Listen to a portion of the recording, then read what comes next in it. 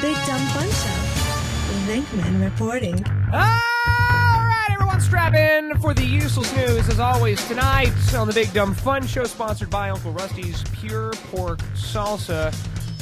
Uncle Rusty and his wife, my mom, driving to the old Florida. Mrs. Rusty. Mrs. Uncle Rusty, I guess. So they took a trip driving there. They were en route. And they've been there before, and I said, "Are you going to stop off on places along the way?" And like, yeah. My mom's like, "Yeah, we might do that." And so the day one, the very first day that they're off, I kind of text her at the later that night saying, from the toilet. I like to toilet text, and I said, "So where'd you guys land? Where'd you guys end up?" Because what they love doing, and I would love doing it as well, is they love driving without a destination. They'll drive towards Florida, or the port of which they're going to take off. They have a date that the cruise is leaving. Yes, that is the date, and so in between now and then, they're just going to drive and maybe stop off. They're in no rush whatsoever. What is that, like a month from now? No, it's like maybe this Friday or something like that. I don't know. So I said, "Oh, so where did you stop off?" And they go, "Well, we're in Alabama." Like they'd already made it all the way to Alabama. Like they're not stopping off for anything because nothing interests them anymore.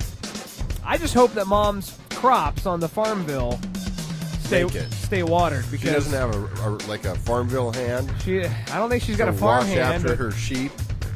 That's a very good. We should invent that for Farmville. That should be an app. Yeah, it should. Do you have an app for that? Police in Michigan. Speaking of apps, police in Michigan. Police in Michigan have arrested 34-year-old Richard Leon Barton Jr. This is not senior. This is his son. On charges of what? Polygamy, thanks to incriminating wedding photos on Facebook. That's going to be tough on Facebook when you're in a relationship. Can you put multiple people on there in a relationship with Alexis and Gertie and... men and women? I don't know. The man unfriended his first wife on the social network before marrying his second wife, but unsurprisingly, that wasn't enough, according to MLive. What? I know. You can't simply just unfriend your spouse? Isn't that legally binding? In 2004... Isn't that like posting a notice on Facebook? I quit the show. In 2004, Barton reportedly married a Rhode Island woman whom he'd met about a year earlier online. On Facebook. Not long after their wedding, Barton mysteriously removed his new bride from his Facebook account and then vanished from her life altogether. He simply did not return home from work one day. He just said, "Peace out." So here's what I'm thinking. I thought already the story was about a polygamous guy, which I still have no problems with polygamy whatsoever. So but then the police arrested this guy? So he gets married, legally married. He's a binding contract. He gets married in Rhode Island. Then a year later, he's like, I'm in Splitsville. He doesn't come back from work. This was a bad idea. Can I? Where's the unlike button on my marriage? So out of curiosity, the abandoned woman decided to do a little stalking on Facebook, where she soon discovered photos of his second wedding in July 2010 on the pages of his friends and family. So and the spoiler that she was the only one who didn't know about it. So here's the deal. He's married somebody else, but she's thinking, hey, this guy's technically still married to me, whether he wants to be or not. Turns out he originally disappeared because he'd been arrested for violating his parole in 2010. He was convicted of home invasion, and in 2001 for uttering... He was actually on his way home when he was pulled over and thrown in jail, and he thought, well, you can make one call. And that wasn't to his wife. And it was not to his wife. He used that one call to use his laptop and dial into AOL. And delete her account. Yeah, so he told his second wife that he was divorced. Now, it's in 2001, he was charged and convicted of uttering and publishing. What does that mean? Uttering and publishing what? It just says uttering. Is that like muttering? You have to Wikipedia that. What is? How can you get charged for uttering? Maybe it has something to do with cows. That's with a T. I was thinking the same thing. That's with two D's. The district court. You mean in the charge? In the charge, it was two T's. No, it's D's. Two Ds. They charged him with polygamy, which has a maximum penalty of 4 years. In the Maybe state it's of like when you go up to a really busty woman and you... Ooh, no, that's motorboating. No, that's not motorboating. Uttering would be Little Copperfield there.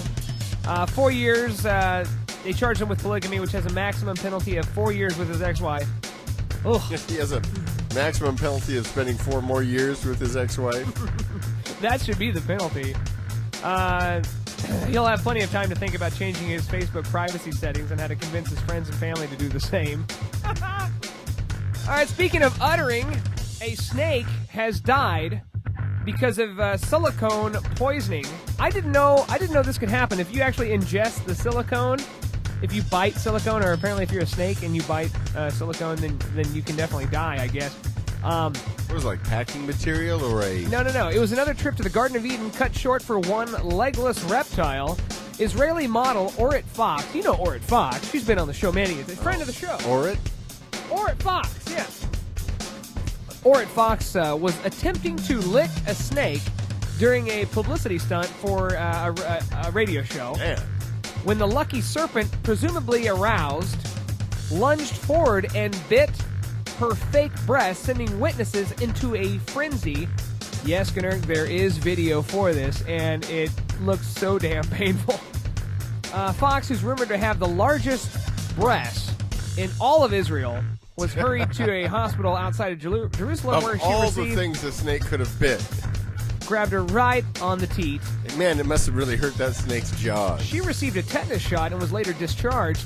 As for the snake, for puckering up with the supermodel proved to be the kiss of death, the creature succumbed to silicone poisoning shortly after the incident. Did you know that? I did not know You that. could die from... what happened to the breast implant? Now, I'll play It the must video have just for popped you. it, and The video's no longer available. I was going to show you the video. The snake was like swallowing all this. She licks the snake, or she puts her tongue out for the snake to touch her tongue with the snake's tongue. Like, it's really nasty. And so then she goes to I guess give the snake a hug, which is always a half Like second. at the- Don't do like that. at the Don't end do of that the at show, all. you know. Yeah. So she goes to give the snake a little oh, that was funny, and then she goes to she puts the snake kind of close to her chest, and this thing just lunges on. It was an utterance. Yeah, the snake was charged with uttering. And finally, a 400-pound sumo wrestler has become the heaviest man ever to compete a marathon. What kind of marathon? Been there.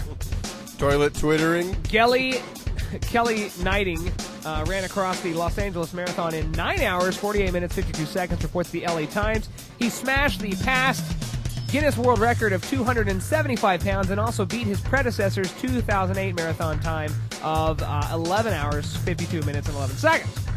I'd like to see the guy improve his marathon time by 2 hours, he joked. You know what that was? That's how long it took him when he was using the bus. Yeah. The last time he broke, it was the pavement under him. And it's easy to make fun of fat people when you're fat. He jogged the first 8 miles and then walked the final 18.